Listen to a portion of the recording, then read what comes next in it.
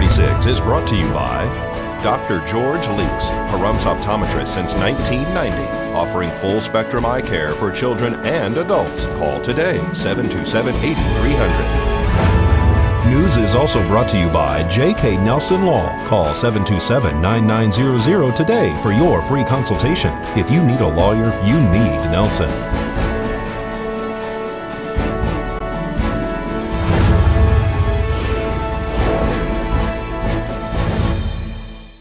Tonight on News 46, a local business catches fire on Sunday morning.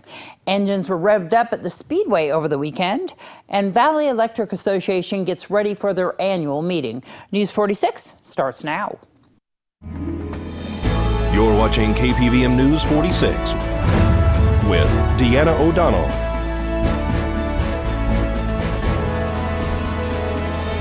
News 46, local coverage you can count on.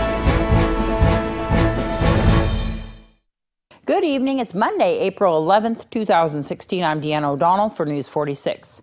Nick Moore was shocked Sunday morning as he drove by his family business and witnessed black smoke coming out of the roof vent at the construction company located on Highway 160. Moore told News 46 that he had just got a cup of coffee and was on his way to get the mail in his vehicle when he and an officer that was behind him on the highway were stopped in their tracks after seeing what appeared to be a fire occurring within the multi-office building owned by his family. We caught up with Fire Chief Scott Lewis at the scene Sunday morning. Just after about 8:30, 8:45, we were dispatched a report of a commercial structure fire at 1201 South Highway 160. Fortunately for everyone involved in this situation, the fire department and the building owners, that an astute Nye County Sheriff's Deputy Center was on patrol and observed smoke showing. We had no additional reports until his initial. Once that occurred, then we started receiving numerous reports of smoke showing from the building. On our arrival, we found that, in fact, smoke was presenting from the gable vents and along the eaves of a former motel that's been converted pretty much into a commercial complex involving numerous suites, different occupancies.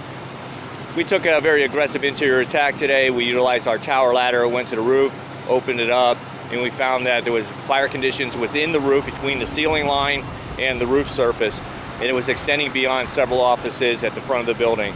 Again, time factor was extremely critical here. The weather conditions helped us.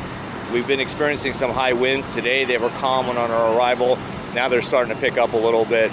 But all things came together. We were able to hold the fire to the area of origin, those suites that we found on fire at the time of our arrival. And so Nick Moore was here because I believe that this is Floyd's construction here. He was concerned about some of the contents and their being historical in nature. There's a lot of contents in here. There's from the business perspective of the numerous suites, as well as the owners and proprietors of the business itself. And what we did is we threw salvage covers and took all necessary precautions to try and preserve all that material that was stored within the building. You utilized Tower Ladder 1.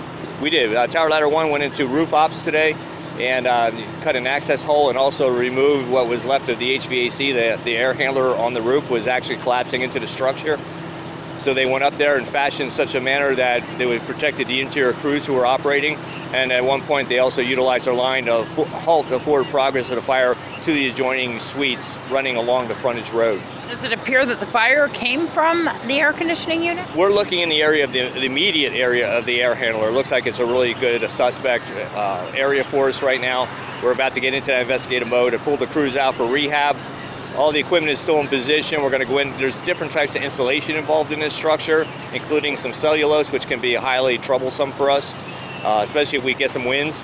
So we want to make sure everything's good before we leave the scene today. Is this an older building that was brought here from a military base? It's my understanding that this building originated in Nellis Air Force Base, was moved here decades ago, and re-established here in Pahrump. So there might be some issues that you guys need to take precautions for. We take every necessary precaution on every structure fire, and this is not an exception today.